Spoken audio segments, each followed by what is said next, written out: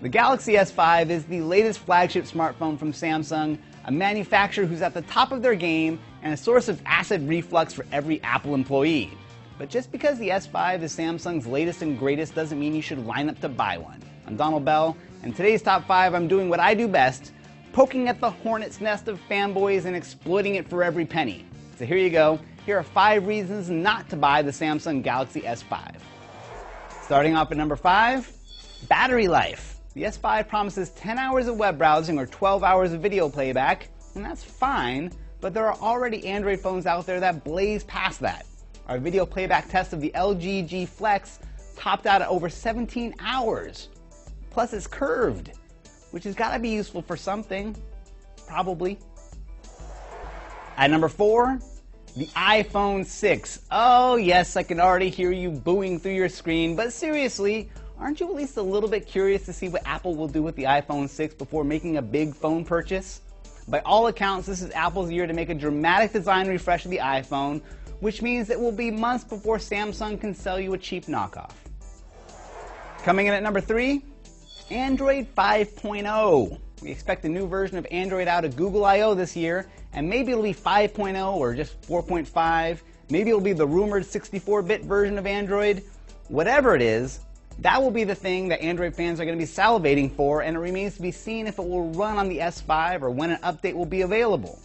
Really, an updated version of TouchWiz is no substitute for the latest flavor of Android. At number 2, the Samsung Galaxy S4. Seriously, if you can spot the difference between the S4 and the S5, you need to log off the XDA Developers Forum for a minute and admit you have a problem. The S4 is a killer phone, you know it's about to go on sale, and the screen is only smaller by a fraction of an inch. Plus, the back of this phone doesn't look like an iridescent Band-Aid. Now, before we get to the number 1 reason not to buy the Samsung Galaxy S5, let's take a minute to consider some of the positives. Not only do you get the fingerprint sensor of the iPhone 5S, but you can actually use it to buy stuff. You get a download feature that can harness both Wi-Fi and LTE simultaneously, it's dust and water resistant, and it has a built-in heart rate monitor. Okay, I'm not sure if that last one is really going to move phones off the shelf, but there's a certain poetry knowing that the gadget that's constantly blasting you with radiation can now tell when your heart stops beating.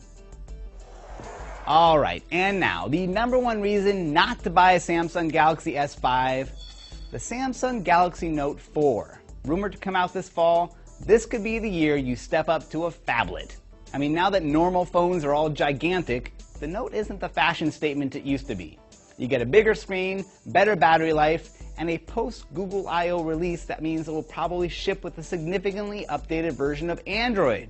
Maybe even a 64-bit version running on a 64-bit processor.